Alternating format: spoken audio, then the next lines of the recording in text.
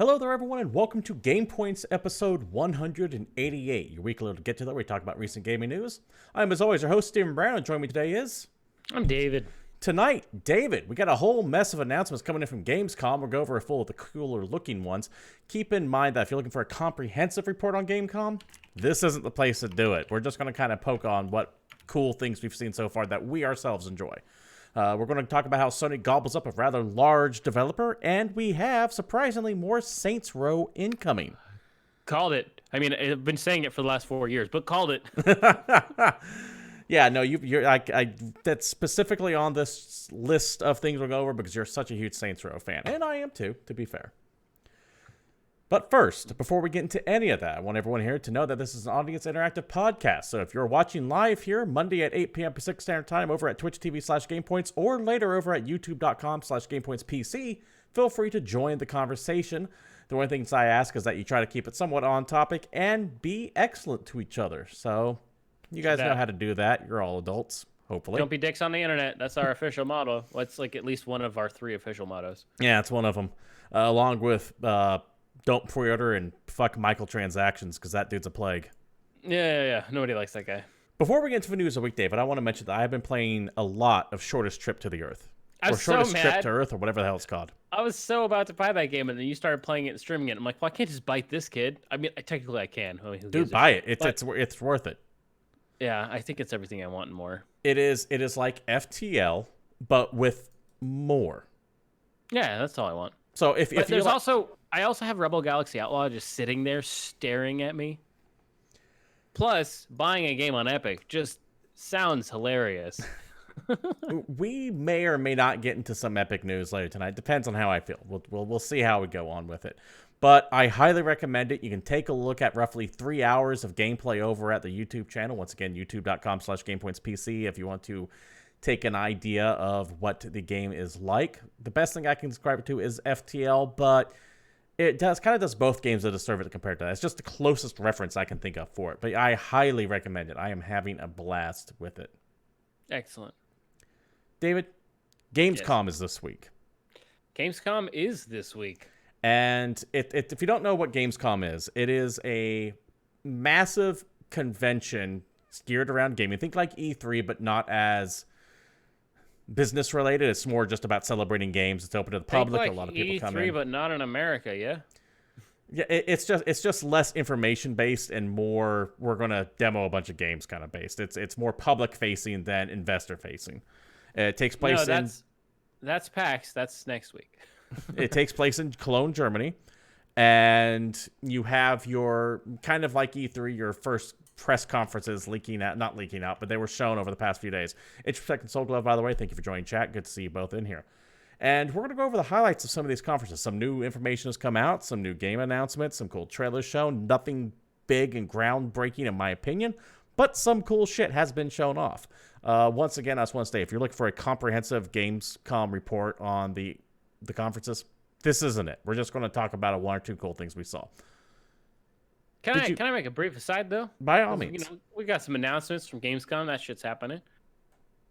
Can we talk about the one that didn't show up? Sony? Where's Konami at, bruh?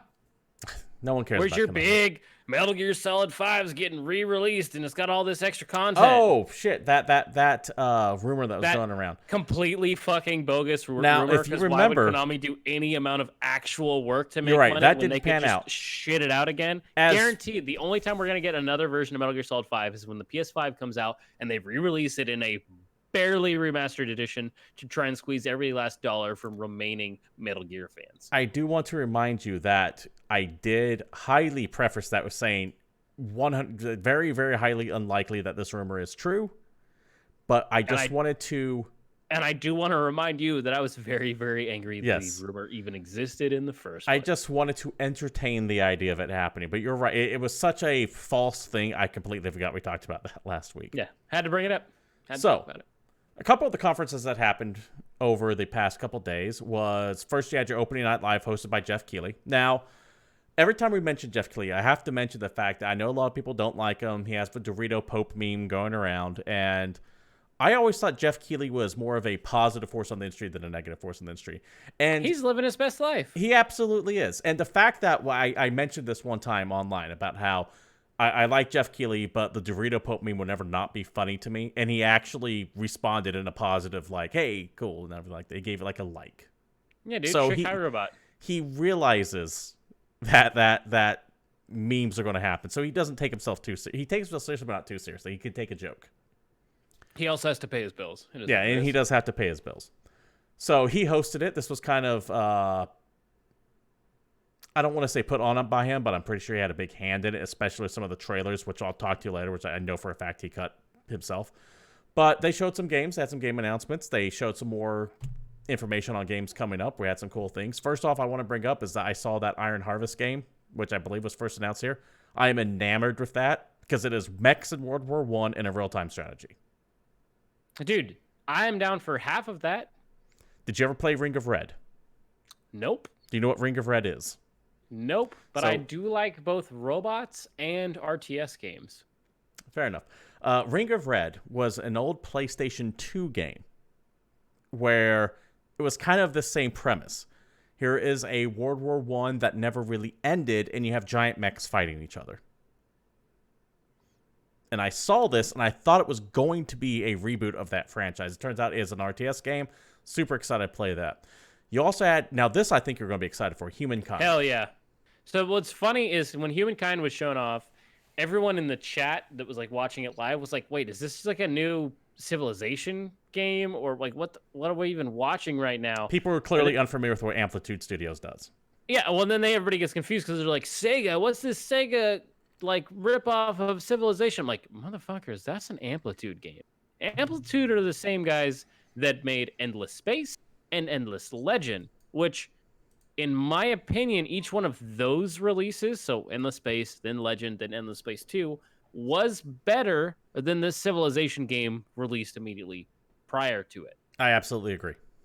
Because they are their own version of 4X. They've got their whole own thing going, and I absolutely adore every single release this studio's had. I even play Dungeon of the Endless constantly. Love that game. So if you want another idea of what's going on, take Civilization, right? Admittedly, strip out some of the mechanics because it's not as deep as Civilization is, but add like story-based quests and add like a narrative to the game. Yeah, hey, it actually looks rad. So we're definitely looking forward to that. I think both you and I don't know if I like that they're going more realistic. I've always liked their sci-fi and fantasy settings. I don't know how I jive on it being realistic. I don't know about the real world applications, but we'll see how they do it because I'm sure they're going to have their own twists and their own cool story system. And I'm willing to bet it's going to be a lot more thematic than what we normally get from those kinds of like Civilization games. They are pushing it as rewrite all of human history. So I have to wonder if there will be those same story beats in this game as there are in the other games. For example, though, instead of being like the Black Plague hitting, it could be like something else that hits in China, or they might have I mean, the their American trailer Revolution, had a but it's caveman between playing France like and Germany. Step in a space station. So, you know, what are you going to do? I want to see what they do with this. I'm definitely interested. I just have that one little caveat about going. I don't like that real world setting imposed to their fantasy settings. I'm just interested in the fact that it's a Amplitude Studios game that's being published by Sega. Haven't they published their other ones? I don't know that they did all of them. All right, hold on. I gotta look this up. Fill time. Fill time with the next game.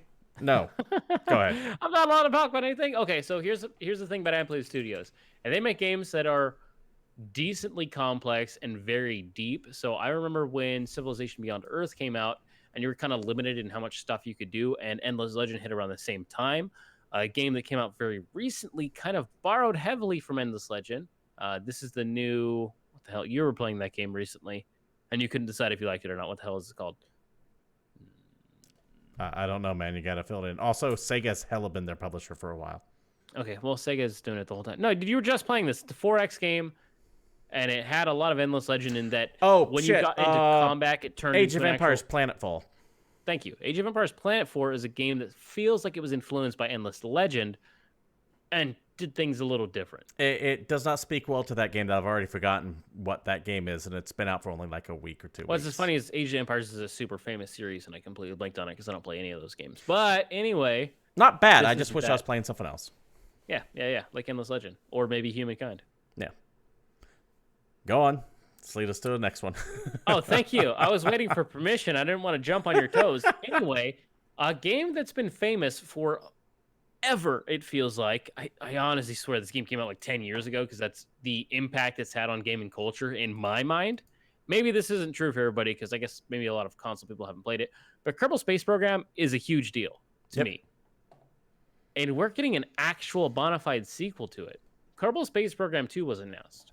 And that's rad. Now, Kerbal Space is a game that doesn't necessarily need a sequel. It's all based on math and physics, and I don't know how you improve upon math and physics, but I'm excited to see it. I'd imagine it's you have like your better graphics, you might have more features, might add more widgets in there for you to play around with. Yeah, it's got a little bit more going on, but I'm willing to bet that the core mechanic gameplay is the same, which is true for a lot of sequels, but this one especially. Yeah, I'm looking forward to I'm looking forward to it in that I don't play it. I never really got into the Kerbal stuff, but I love watching what people can do with this. Yeah, Kerbal Space Program is awesome. Falls in the EVE Online category of me of things I'll never play, but I love to keep track of. I mean, that's me with Besiege. Fair enough. I played that game. I thought it was rad, and I'm like, I am not clever enough to make all these fancy medieval machineries. Now people make like jets and blimps and all kinds of crazy stuff. In that Jesus. Game. Yeah, that game's ridiculous. David, this next one, I think you've played the first one too, and you were telling me about it. And that's Little Nightmares 2 was shown. Nope, I did not play Little Nightmares. What did you play? I played Little Inferno. Ah, shit. A totally different game. They came out on mobile, and it came out on PC, and it looked to be a stupid game where you burn shit in a fireplace, and then had like a really dark dystopian storyline that pops up in the last quarter of the game. But no, Little Nightmares is a totally different thing. Fair enough. Little Nightmares, its sequel was announced. For those who don't know, Little Nightmares kind of has a gameplay style that reminds me a lot of things like Limbo or what was that weird one? I can't remember its name. The guy the sequel to Limbo, essentially, and its name just escapes me right now. We'll remember it later. But it has that 2D platformer kind of feel where it's kind of spooky and creepy, and Little Nightmares specifically is like it looks like Tim Burton made a video game almost. It does, quite a bit. It is just creepy. I don't want to say it's scary, but it's creepy. I've heard nothing but fantastic things, though, about that game. Yeah, and I need to actually sit my ass down and play it one day. It's on sale right now. You can buy it for like $5. Right? It's hard to justify spending $5. Do you know how much shit I have to play right now? I'm like backloaded at the moment, so I don't need to be adding more things to it. But it is. Now's your chance. You're supposed to be playing video games at a breakthrough pace right now. Yeah, you would think so, but I have things like Control coming out. I have Short of Stripped Earth still I want to play. There's a bunch of stuff I still need to play, and then it's going to get worse, significantly worse next week. Yep. Do we want to just jump into Man of Medan and Blair Witch? So, yeah, we're about to jump into this one. I want to say once again, more stuff was shown off at the opening night thing, but those were some of the games that really caught our attention. For one thing that did show was the amazing Gears of War 5 story trailer. Not the horde trailer that was shown at the Xbox thing, but the story trailer was shown off at opening night live. An amazing musical choice. They had like a hole from 9 Inch Nails in there playing doing it, and that game looks good. There's a bunch of new Switch games, and there's a bunch of ports, and there's a bunch of stuff you were already aware of, but we got a little bit of more teasers for. Right. Although, speaking of things we were already aware of. Which brings us to the arguably biggest thing that showed that night, and we had more Death Stranding revealed. Yep. A little bit more Death Stranding. Kind of like 3 trailers for the most, or 2 trailers, but they were... With a what did you think, David? I don't know how I felt. Appearance of the host of fucking Gamescom. I was expecting Jeff Keighley to propose to Hideo Kojima sometime during that night. Yeah. Because he loves him.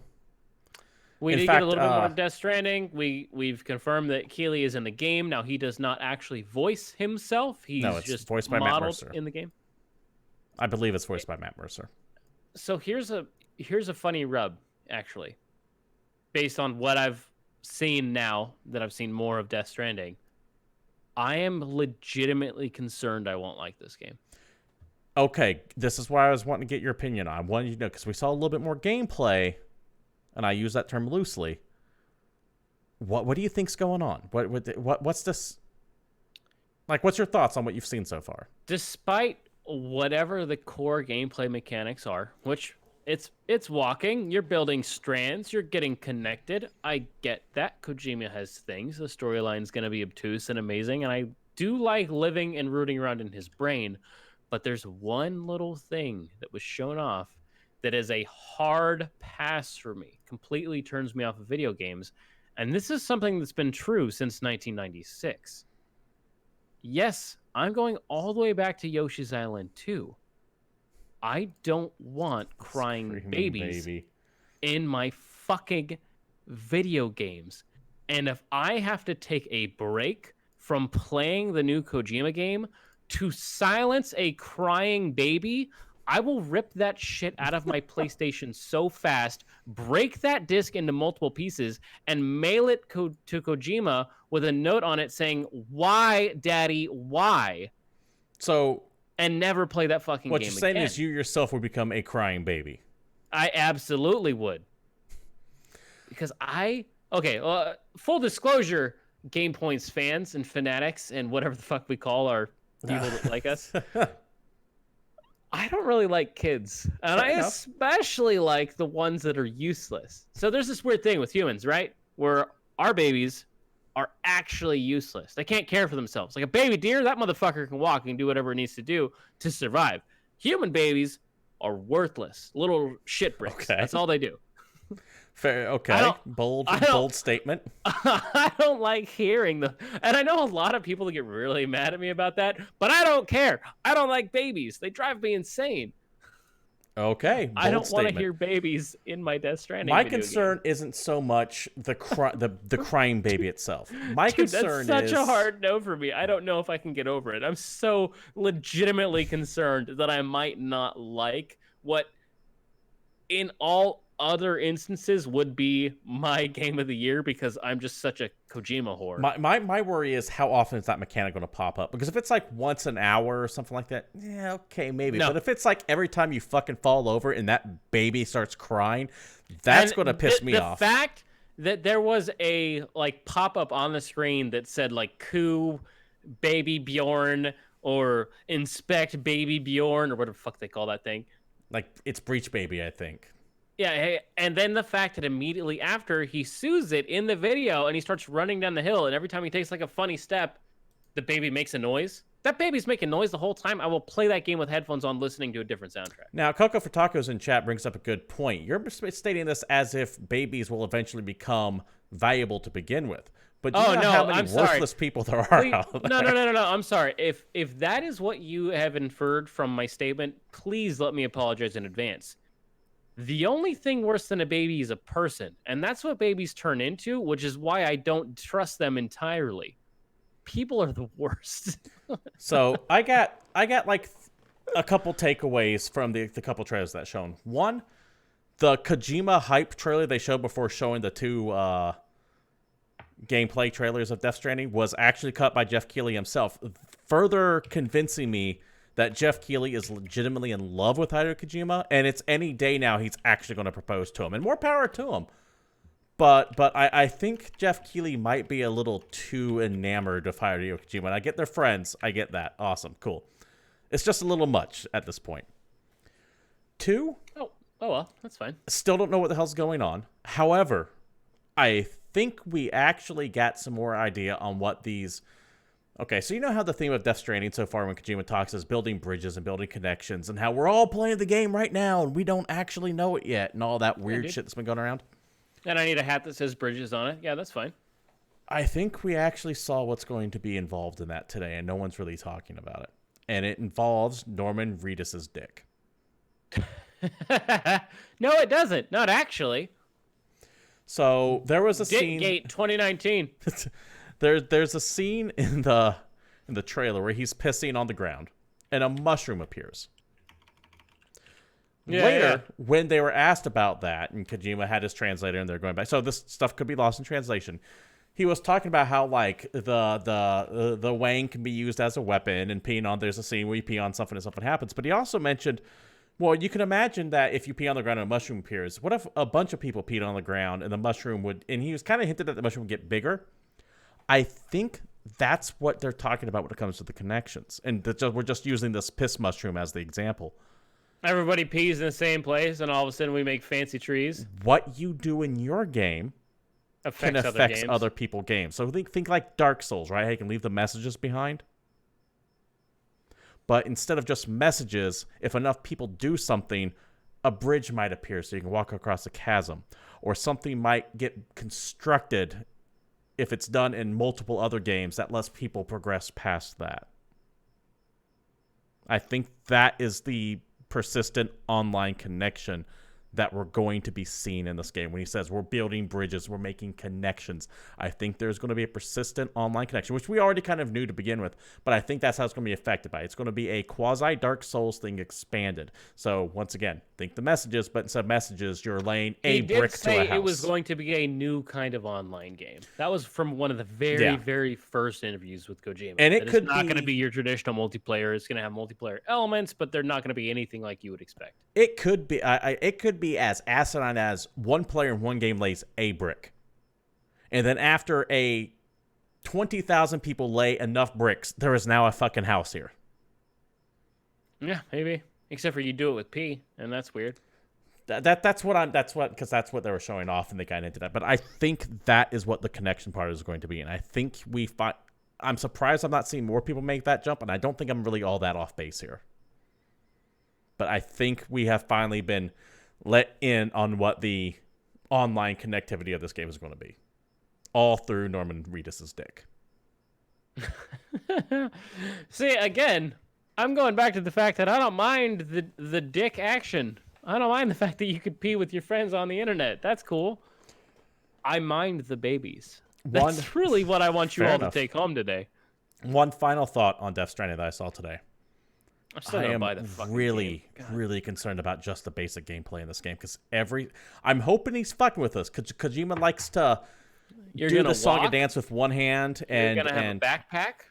You're gonna bring things from place to other place.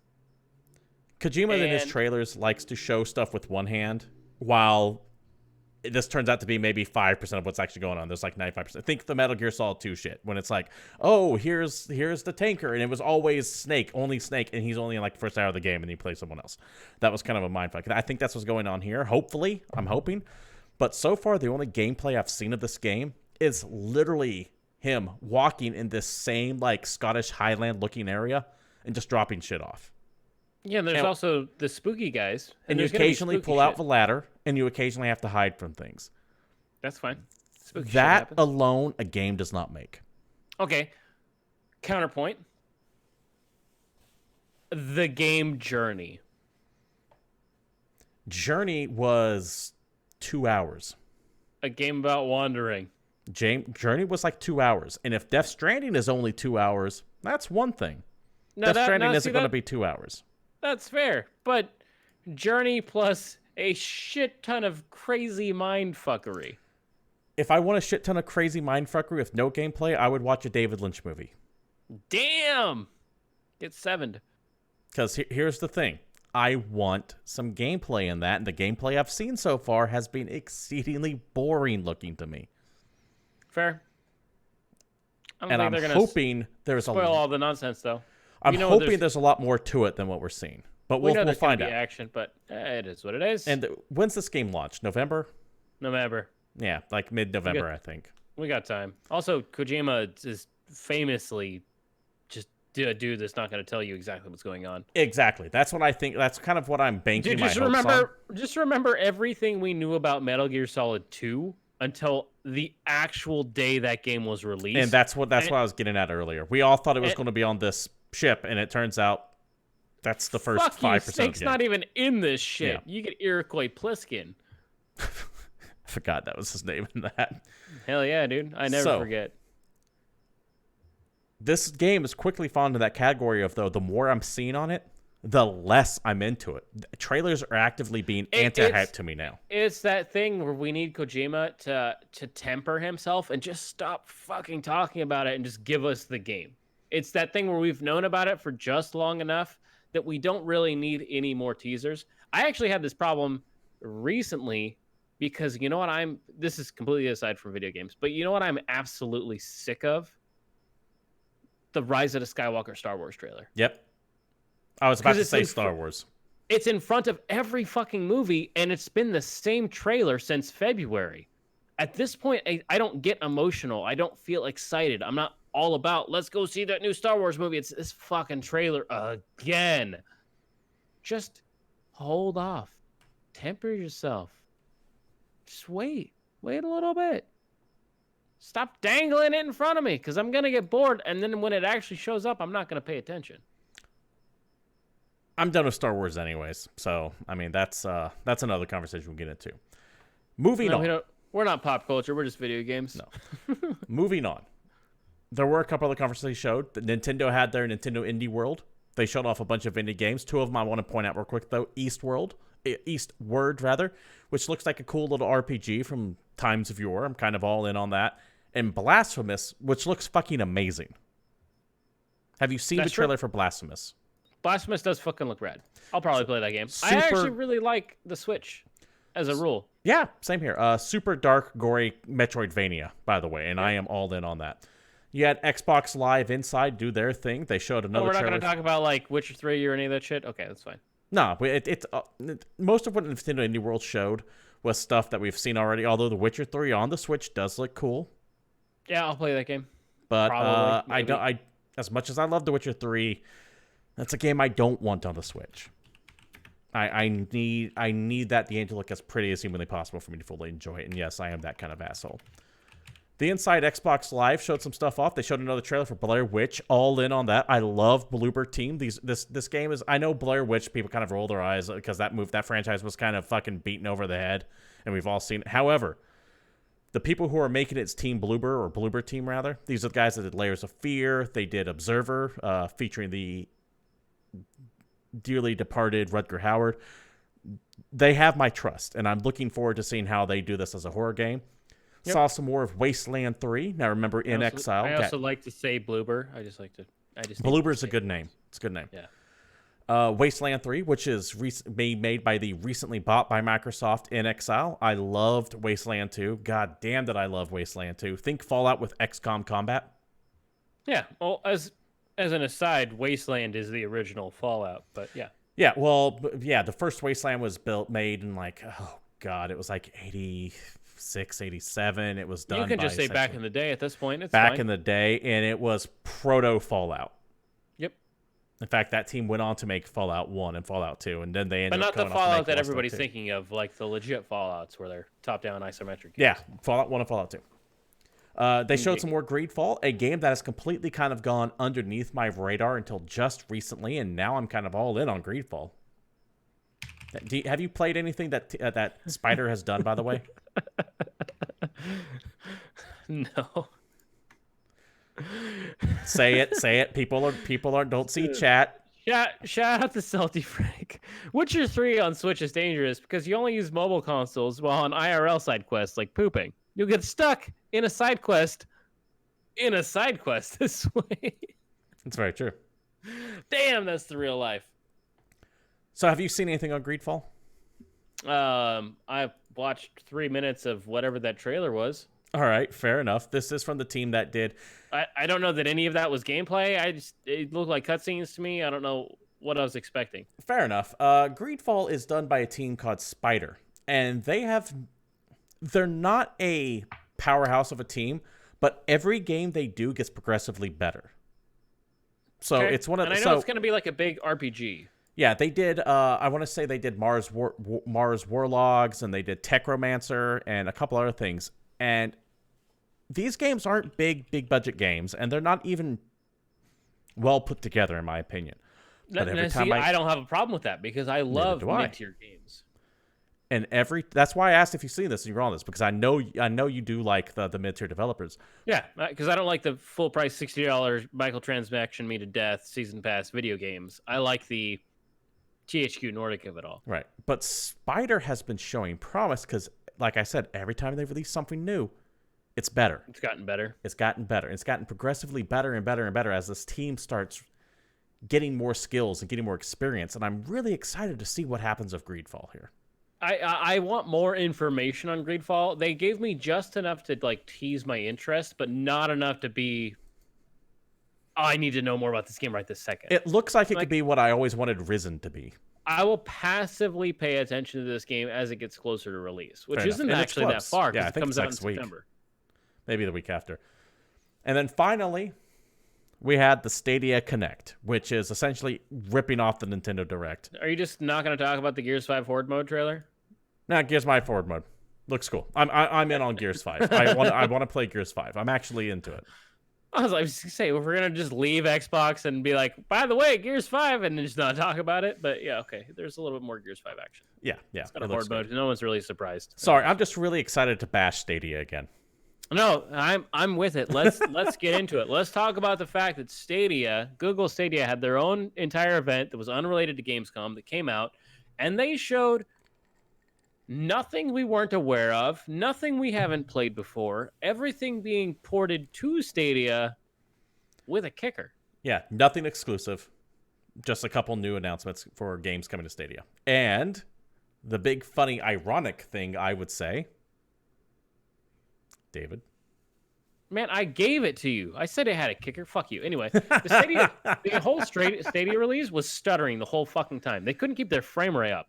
If you're trying to show me that the future of gaming is via online cloud-based gaming, maybe your trailers for your online cloud-based gaming platform shouldn't fucking stutter and have frame rate drops, because that does not sell me anything. No. And as we've already talked about, most of the time, Stadia is probably already doomed to failure because of the fact that it's relying on your ability to download fuck tons of internet, when a lot of people in America and other places don't have the world's fastest internet, or, like me, have goddamn data cap.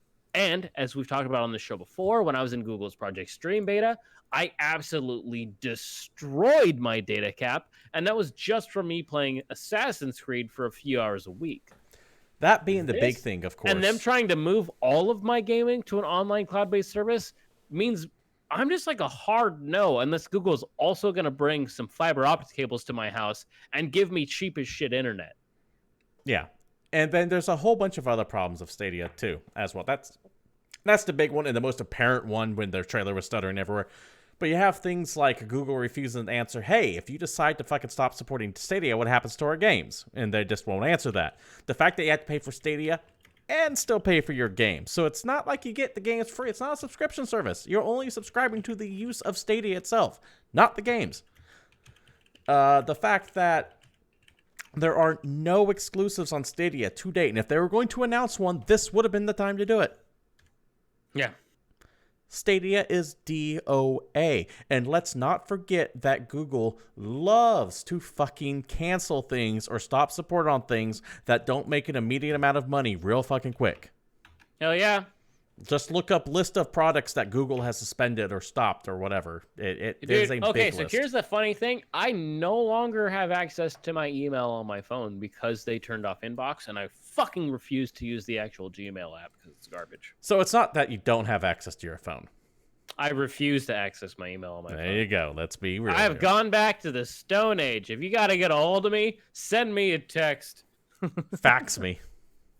I don't have a fax. Come on. So you can beat me though. My number is 8675309. Those are a few highlights of Gamescom. Once again, this isn't all the Gamescom news at these conferences. Just a few things that I wanted to mention out the gate because I don't want to be here for 2.5 hours breaking down every single trailer. We don't have that much time. We've got a good amount of time, but we don't have that much time. But I do want to also move things on from Gamescom into some other news of the week, and this one actually broke during the opening night live, and that is Sony acquires Spider-Man PS4 developer Insomniac Games as a first-party PlayStation studio. And this article is via IGN. Okay. Okay. Quick question. Because I'm going to give you my honest-to-God reaction of this news. Okay, I think I know what you're about to say, but go on. Sony didn't already own Insomniac? Nope.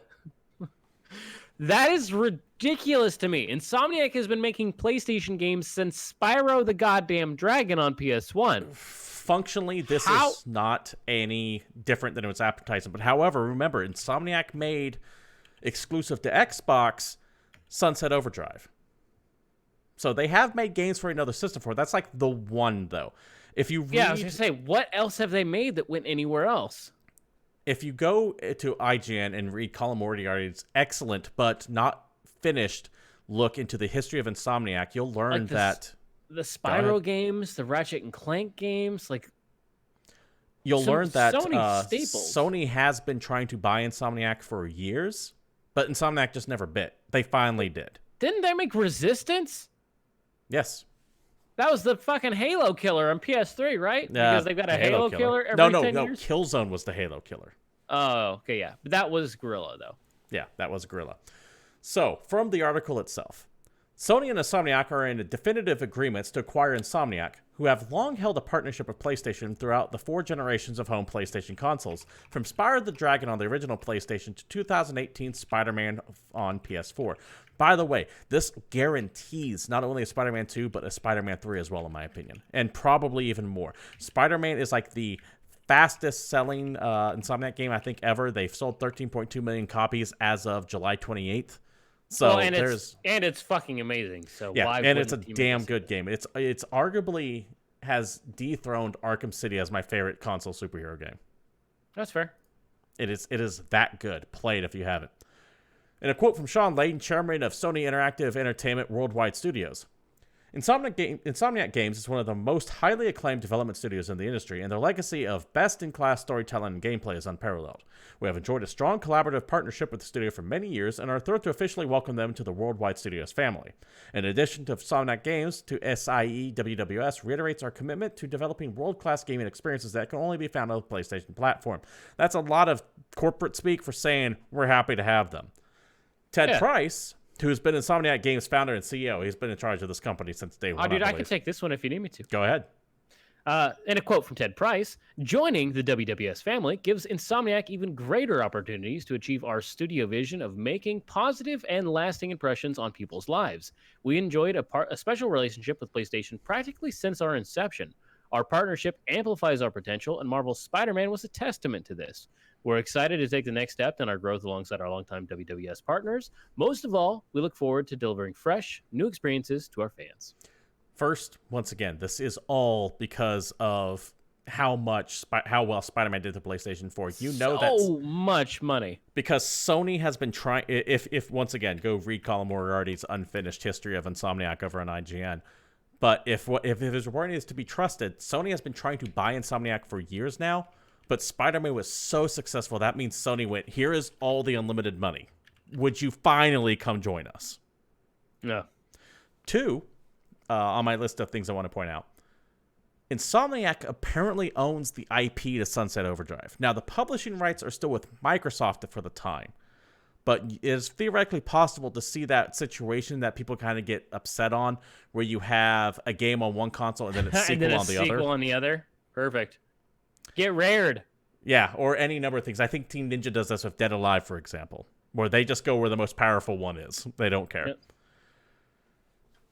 And then 3, as we were talking about earlier, most games Insomniac does have already been PlayStation exclusives anyways. So as far as the average gamer goes, this news means nothing. Like I said, I legitimately thought I forgot that they even made Sunset Overdrive. Yeah. And what's funny is I was excited about that game before it came out, and then I promptly forgot about it, and it just fell by the wayside to me. Sunset Overdrive is amazing and has some of the best fourth wall breaking moments I've ever seen in a video game. And I feel like nobody played it. No one did, unfortunately. Because it's an Insomniac game on the wrong console. Yeah. So anybody that would be excited about it didn't necessarily have the thing they needed to play it. Because even on PC, Insomniac has, by and large, been a Sony studio. Even though they weren't technically owned by it, but the people that like Insomniac and associate Insomniac with games they like are probably most likely PlayStation players. Yes. Going back to Ratchet and Clank, going back to Spyro, going back to Resistance, Fall of Man, if there's people that specifically cite that as their favorite game. So why would they be excited about a game on Xbox?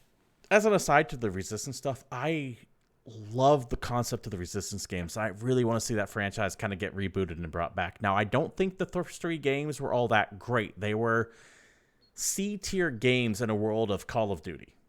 Yeah, they were fine.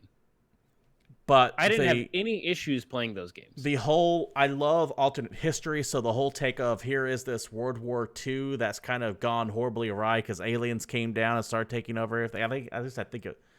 It's a World War II setting, but with aliens. I love that fucking concept because I'm such an alternate history nerd. No, I just don't think it nailed it too well. Well, Killzone has nothing to do with alternate history, though, so that's not germane to the point. I'm just talking of big Sony shooter games. Killzone 1 was kind of rough. Killzone 2 and 3 are amazing. Never played Shadowfall. I have almost beaten it. I managed to score a copy for like $3. So yeah, I need to sit down and play that game one day. It's pretty fun. I still think their biggest mistake was killing Skull Adversary, though. Because Brian Cox in that role was so amazing. He gets some great demagoguery in those games. So that whole like ending when that shit happened was a pretty big deal. Like that was emotionally heavy, and I have so many hours on Killzone 3. I fucking loved that game, and I am absolutely one of those rare unicorn players that used to dominate all you fuckers with a PS Move controller. That's a conversation for another time. That's still my best KDA in any shooter.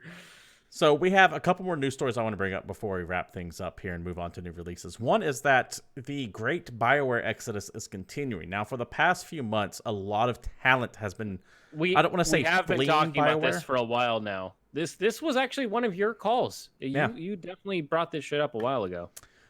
This past week, 2 senior Bioware devs have leaving. I don't know if they're moving on to greener pastures or retiring. Their statements make me think they're moving on to other studios.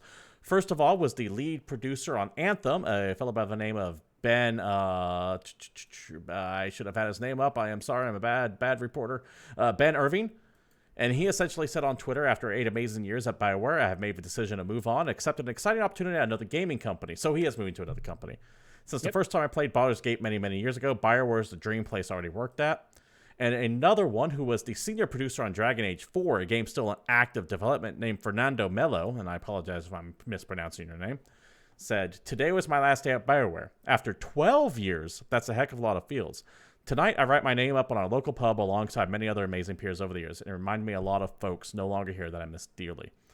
David, BioWare is... People see the writing on the wall at BioWare. Now, it's what we all called was going to happen. People do leave companies after a big project shoved out a game that was clearly not ready. They pretended it was ready months ago, but we all know it fucking wasn't. It had a broken beta that had, I'll admit, some solid gameplay mechanics built into it, which is why I was excited for it, and then came out with no content and nothing to do. And Cataclysm just happened, and it also had nothing to do. There's no reason to play Anthem, and it's tragic. At least Fallout 76 has like a core dedicated fan base. Anthem, doesn't even have that. As far as I know, has nothing. You know what's really annoying about that, and I've said this multiple times, when you're actually playing Anthem, the gameplay is really fun. When you get to actually play Anthem, the gameplay is really fun. But it repetitive. Everything in its power to prevent you from playing it, to force you to go back to the stupid first-person city where you have to walk everywhere so that you can change your loadouts and do whatever the fuck else you have to. So the writing's kind of on the wall. I understand the game development is really hard. This, I feel, is one of those publisher problems where a game just got shoved out and it just had to be, and it's, hey, BioWare, this is your shot. Well, I direct people to Jason Schreier's excellent article over on Kotaku about what the hell happened with Anthem. I can't remember what it's called, but that's more or less this. You can just Google Jason Schreier Anthem. Happened early in April. That guy's not actually our friend, but we pretend he is because he's the smartest person that works at Kotaku. So, I get that when a game development winds down, sometimes people like to take a break. They'll leave. That's the time to leave. You finished your role here. But a lot of times that's for people going on breaks, or I'm going to take a couple months off and then go somewhere else. A lot of these people, though, are leaving and immediately joining other studios. Yep. That's a troubling sign. Because they're just gone. I was pontificating what this means about the fate of Bioware on Twitter a couple days ago, and this... Spooks. Bioware is not going to end with a bang. It's going to end with a whimper. Which is really unfortunate. What's going to happen? Because chances are likely that they're just going to completely can Dragon Age 4 or release the worst version of it. They're not going to release. They're not going to can Dragon Age 4. This is what I see happening with Bioware as we put on our fortune teller hat and gaze into the crystal ball of the internet. Oh, okay, yeah, that sounds Development of Bioware 4 is going to continue. What's going to start happening is that Bioware is going to be less and less hands-on with it, and it's going to get outsourced to other teams at EA. I'm thinking maybe Motive. Okay. More and more studios are going to start picking up parts of Dragon Age 4 and working them, so it's going to become less Bioware, more of an EA production.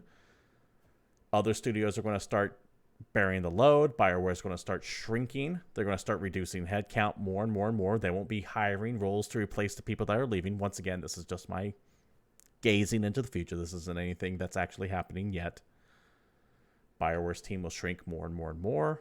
People will start getting reassigned. Assets will start getting pulled and given to other teams. Dragon Age 4 releases. Other teams, not Bioware, will be responsible for end-of-game content. So, like the games as service shit that we see everywhere. Mm-hmm. That won't be Bioware doing it. That'll be other teams doing it. And then Bioware, after 6 months, maybe even 4 months after Dragon Age released, will be closed. All right. That is what I think is going to happen. It's not going to be a massive layoff of a bunch of people because by the time Bioware shuts down... Motive makes the most sense to take over. What do you want to say? They give it to DICE. No, DICE is working. They have one job, work on Battlefield. All right, that's fair.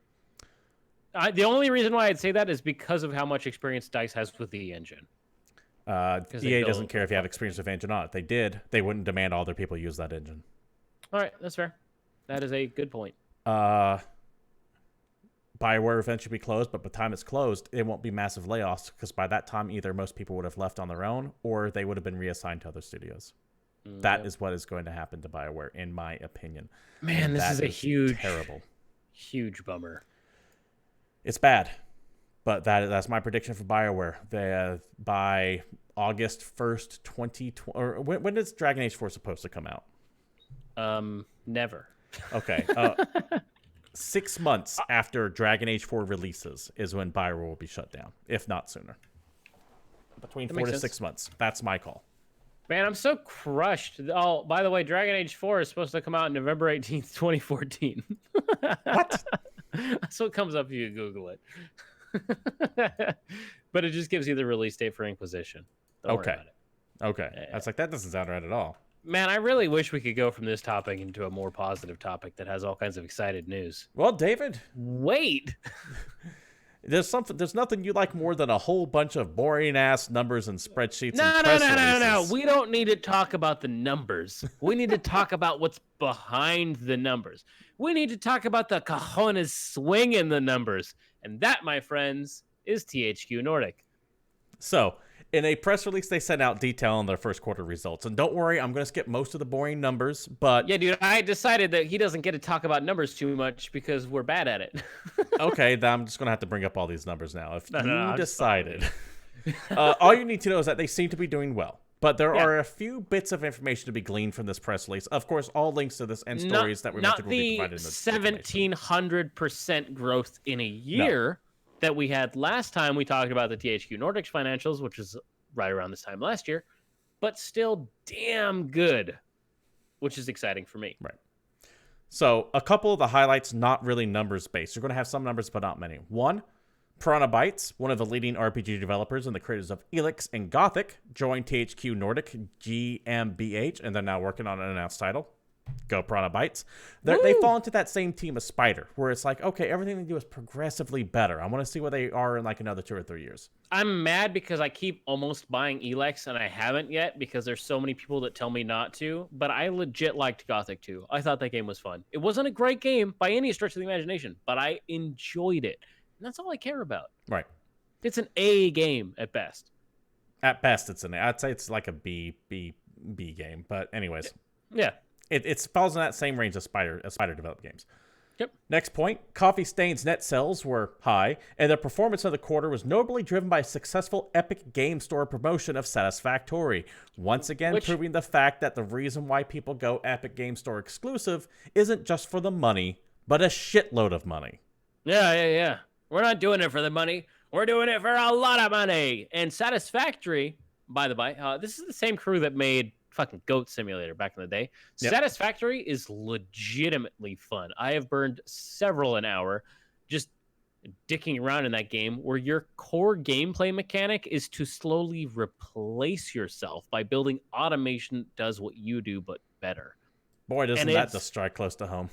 It is deeply satisfying. Like, you start the game mining rocks and then manually building shit on your own, until you have things that mine the rocks for you, and then conveyor belts to take them to things that build the shit for you. And all you do is place items, and it's fun. It's dumb. It's fun. Arguably the post of news that you're most excited for. Volition is in deep development of a brand new Saints Row game, the first full entry in this much-loved series since Saints Row 4 released in 2013. First full entry, so this isn't going to be like Gat Out of Hell or anything like that. This is a proper Saints Row game. Other people's Jesus. David, where do they go with this franchise? Because as you know, they've kind of they have nowhere else to go in Saints Row 4. They picked one of the alternate ending. Okay, did you play Gat Out of the Hell? I did.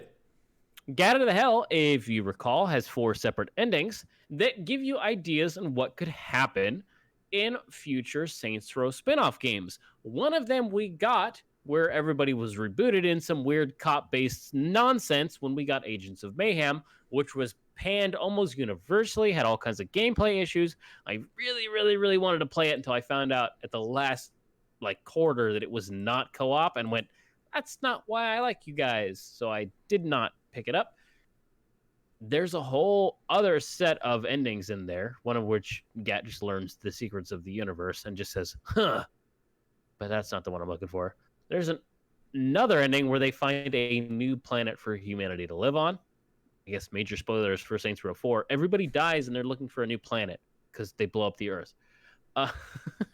They find a new planet that's got hostile aliens, and they got to go figure that shit out. Now, the question is that Saints Row 4 did give the players superpowers and took the absurdity up to 11.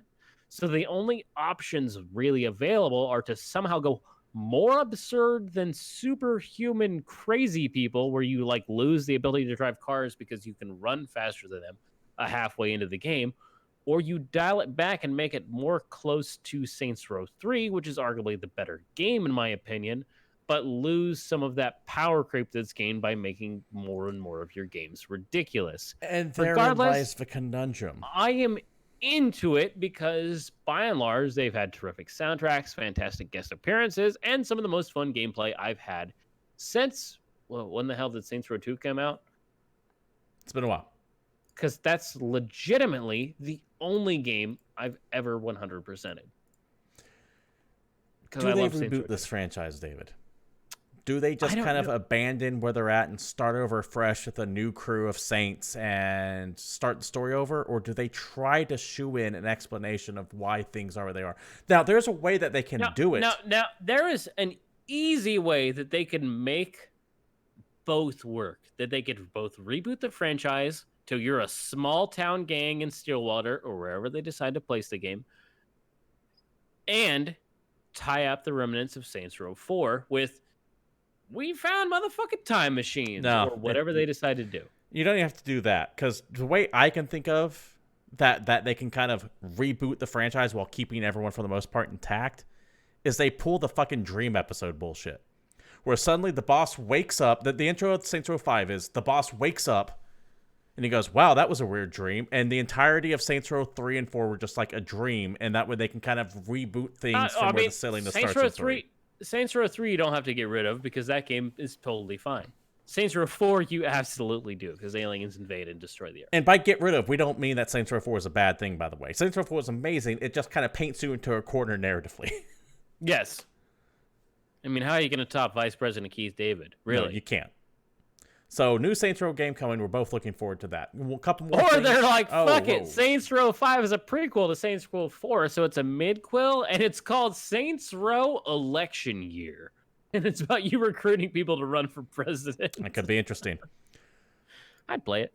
Couple more bits. Dan Buster Studios is now in charge of development for Dead Island 2. That game that's gone through like 4 fucking lead developers since it was announced way back when. Okay.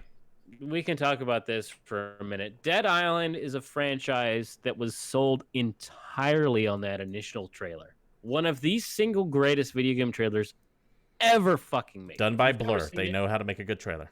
If you've never seen it, just go find the old Dead Island trailer on YouTube. It's somehow emotional and powerful and amazing, and it was damn good. It got a lot of people to buy that game. Instead of this emotional narrative journey that we were promised in the trailer, we got Who Do You Voodoo Bitch, which is not quite the same. And then we got the spinoff.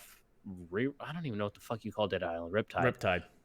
But as it was, I played those games. I thought those games were fun. They were very enjoyable if you had a full party of 4 people and you were just there to kill zombies and not give too much of a care about the narrative. Then Dying Light happened and completely shit in the Dead Island Kool-Aid. They destroyed that franchise by being the same thing, but way, way, way better. So I understand why Dead Island 2 has gone through so many revisions, because how do you top a sequel to a game that was destroyed by a separate game? However, I will say that first initial trailer for Dead Island 2 with the douchebag jogging through, I think, Venice Beach or something like that and suddenly becoming a zombie, that captures more of the spirit of what Dead Island 1 was than those original 2 trailers for the original Dead Island, which I'm still waiting for that game. That game looks amazing. The trailers for Dead Island 1, which did not match up to the game at all. But if they're finally going to embrace the silliness of the trailers, I'm fine with it. Because that trailer more accurately captures what that series is. Yeah, and that's cool. I like crafting weapons. I like killing zombies. I know that zombie fatigue was very real.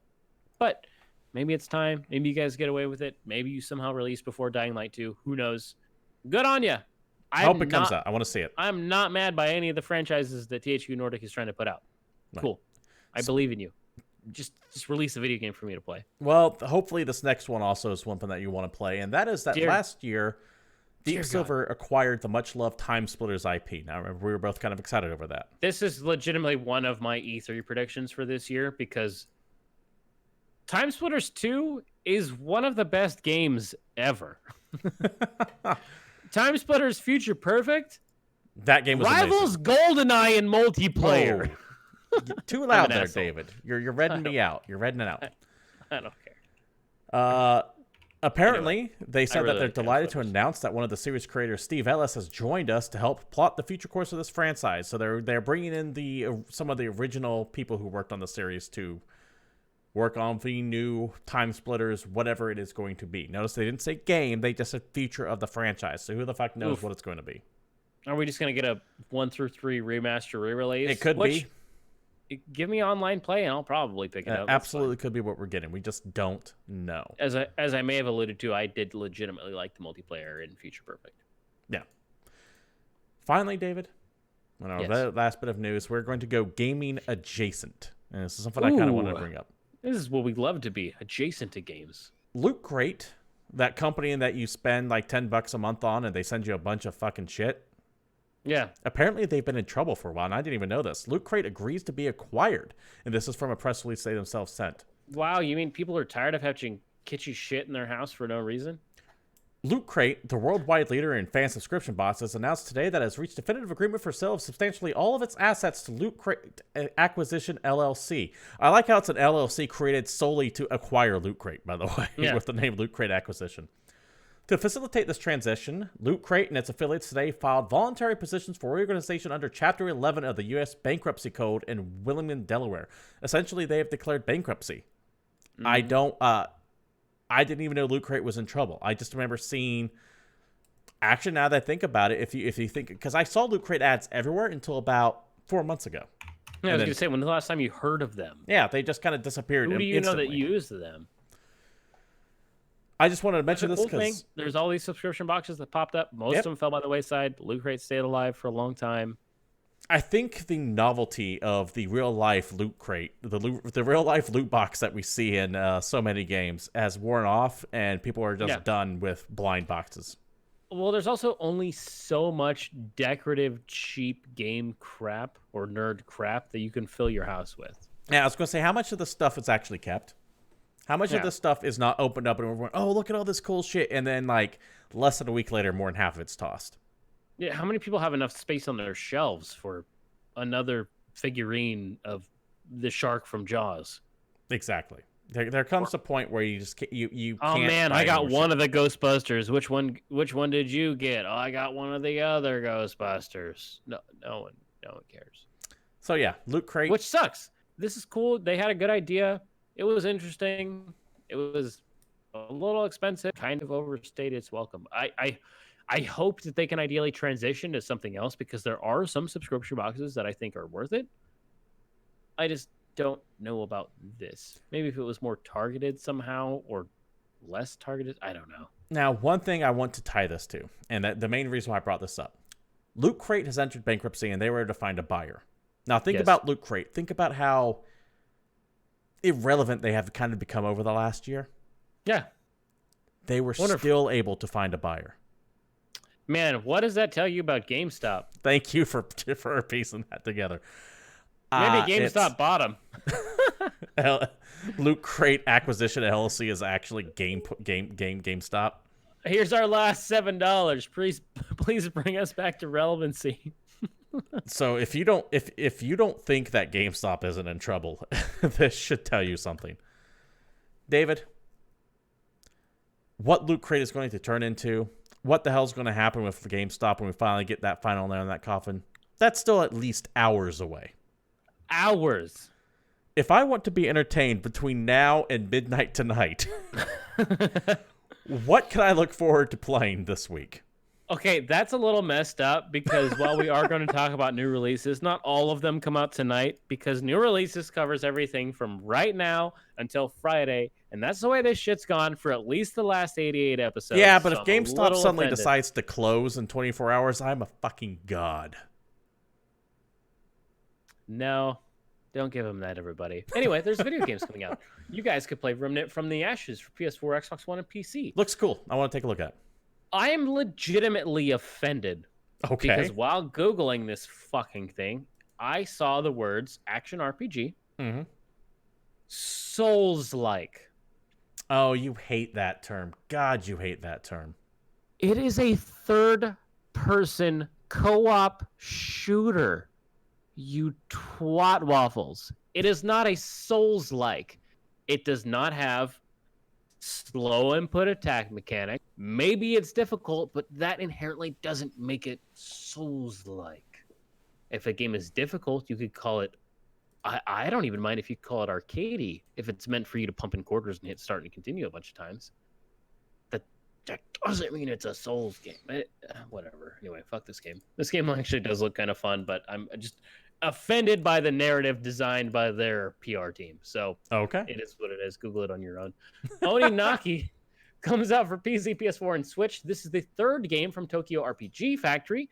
It is being published by Square Enix. This is an action RPG. Much like the other Tokyo RPG games, this is very much a throwback title in feel. Tokyo RPG has just been kind of hammering out games that feel like RPGs that came out in the 90s. Almost like they're an RPG factory. Almost like. It looks great visually, and I'm sure a lot of people will absolutely love it because, hey, guess what? It's a new action RPG. We don't get that many of these things. I hope it's by good. Square Enix, which means it's probably not the worst game ever made. I hope it's good because their last two games, I Am Setsuna and Lost Sphere, I believe. People like them. Yeah, but they didn't do it for me. There was something off about both of them. That's fair, but there are a shit ton of people that aren't you that like them. So there you go. Rad hits this week for PS4, Xbox One, Switch, and PC.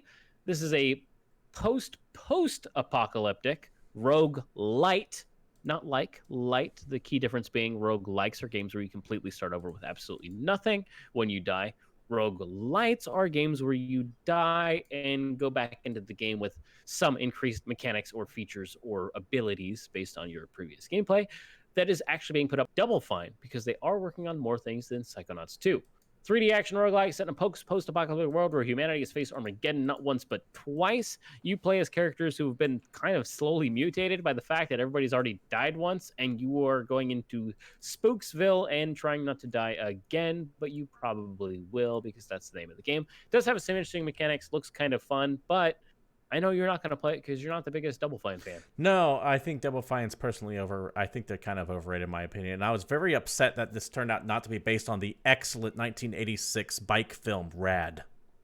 I mean, that's fair. But remember the old RAD game back in the day?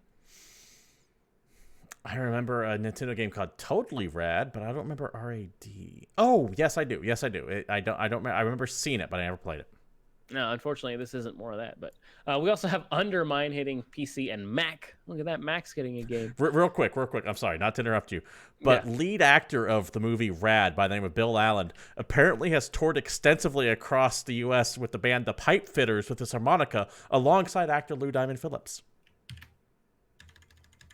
I just like the idea that the lead actor to Rad and Lou Diamond Phillips have a band called The Pipe Fitters. Yeah, that's pretty good. Anyway, Undermine is a video game. It's coming out. You can play it on your computer. It's cool. I like Undermine. I have played it. It's good. It's a dungeon crawling roguelite. Fuck. It's very Binding of Isaac-y. That's probably the closest thing I can think of. Absolutely. It's a top-down 2D don't die game. That's kind of how I've lumped a lot of these in together, in that it's I don't know that it's room to room. I think it's a bit more open than that, but it's here's a bunch of shit you need to kill and not die to. Here's a bunch of shit you need to kill and not die to. And, there's relics and secrets and yada yada. Steambird's Alliance hits PC and Mac. This is a free-to-play MMO action RPG shooter. That's how they call it. Yeah, it's an MMO bullet hell. That's the only reason why I left it on this list, because that is interesting to me. I was going to say, let's define more than MMO, because that has a certain connotation.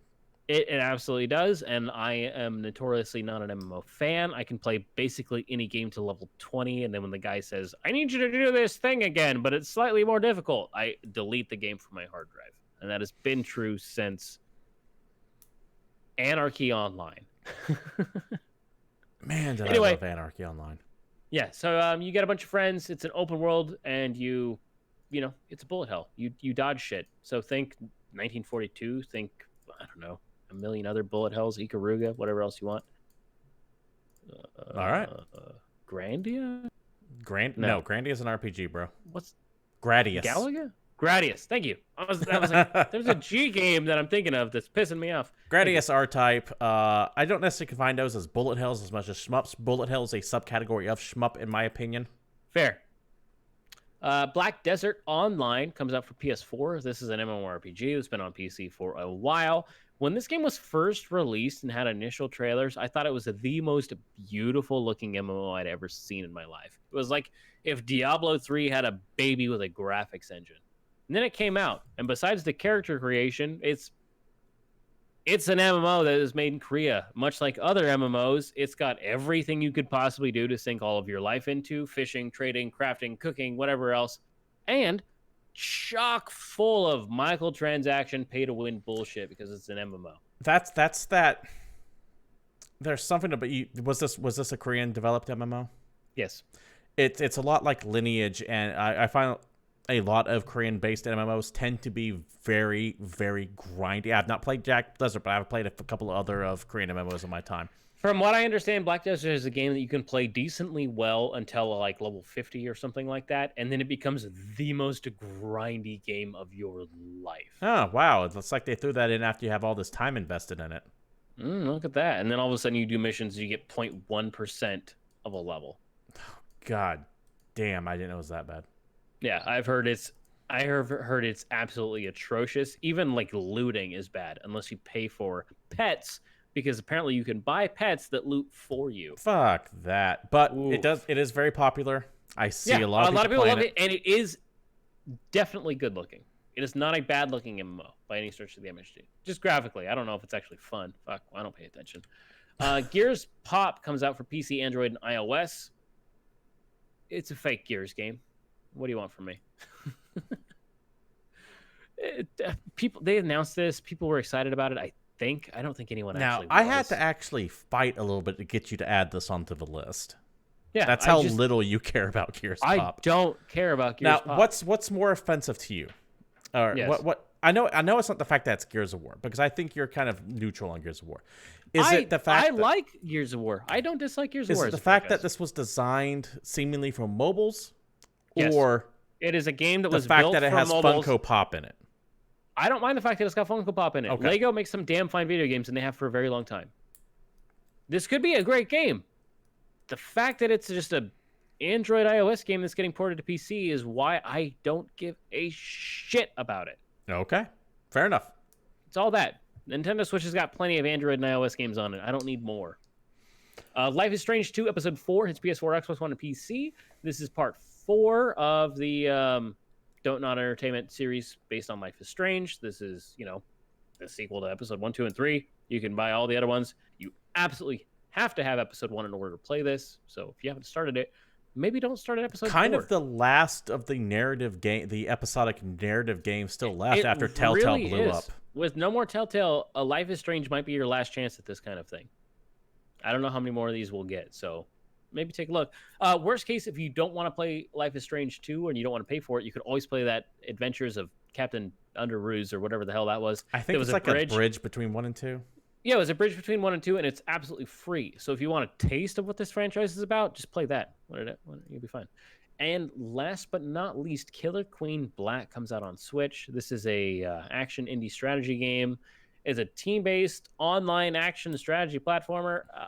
As far as I know, you're pretty excited about this. This is based off the arcade game. So there's an arcade game called Killer Queen, and what it is it's 8 people play this thing at once. So it's this massive bank of cabinets, and it's 4-on-4. And you have like a bunch of insects fighting each other. You have like the queen, and then you have like a warrior and everything like that. What makes this game so unique is that there are multiple ways to win, and everyone has to be paying attention to multiple things going on at once. And this works perfectly for the Switch because of how easy it is to connect other Switches to each other. So you get 8 people with Switches in one room. Amazing. And I think this is... Now, that involves finding 7 other friends of 7 other Switches, which schedules, and that's a big cost investment. You're talking a couple $1,000s for the hardware in one room.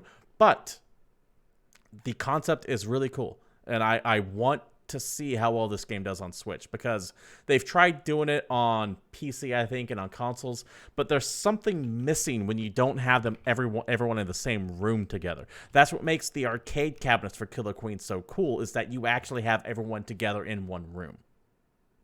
It looks easily as fun as the Versus mode in Super Mario Brothers 3. Was it 3? I don't know. You know what I'm talking about, though, right? David? Maybe you don't. I think that does it for new releases, which in turn means we have come to the end of the show. This has been GamePoints episode 188. I hope you all enjoyed yourself. If you want to support the channel and you like what you see here, you could do so by throwing bits at subscriptions. If you're sitting on Amazon Prime or Twitch Prime account and you haven't used that subscription yet, please use it here at twitch.tv/GamePoints. But if you don't use it here, use it somewhere. Give it to your favorite streamer. Make sure that goes somewhere else. Jeff Bezos just grows fat on your hog. Don't let Jeff keep your money. That's your money. If you can't watch us live every Monday night at 8 p.m. Pacific Standard Time, understandable. You can always catch the old shows over at GamePoints, youtube.com/GamePointsPC, or you can join the Discord, link down below, where I also post the past episodes there as well.